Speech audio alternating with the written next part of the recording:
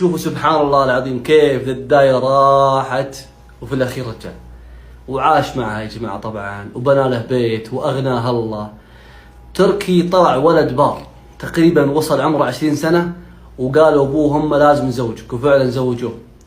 وقال زوجته أبوي وأمي خط أحمر لازم، خاصة أبوي عوضة عن كل شيء فقده في أول. قالت أبد، أنا تحت خدمتهم وتحت أمرهم في أي شيء. ورزقهم الله سبحانه وتعالى أولاد وبنات، وسمى على أمه وسمى على أبوه وسمى على عمه عبد الرحمن اللي توفى، وعاشوا حياة سعيدة جدا. يقال إن الجوهرة أو عبد الرحمن بعد تقريبا مرور سنين طويلة توفى في نفس اليوم. هذه قصتنا، إن شاء الله أنها أسعدتكم وعجبتكم.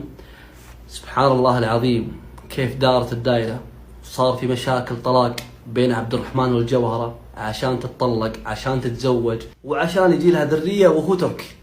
يا سبحان الله، أكيد هالرجل بينه وبين الله خبيئة. الفوائد في هالقصة كثير، استفيدوا منها يا جماعة واستخرجوها. إن شاء الله أني رويتها وسردتها لكم بالطريقة اللي تحبونها كالعادة. الله يعطيكم الصحة والعافية. ولا أوصيكم رجاء كرما غير أمرا متابعة ولايك في الكومنت هذا، اكتب ما يحلو لك من ذكر الله أو تعليقك على القصة. كرما يا جماعة الكل يضيفني في الأصفر، الرابط في البايو. الله يعطيكم الصحة والعافية. صلوا وسلموا على من أمرنا بالصلاة والسلام عليه. اللهم صل وسلم وبارك على نبينا وحبيبنا محمد وعلى آله وصحبه وسلم. أخوكم فالح الشهراني، أتشرف بكم جميعا. استودعكم الله.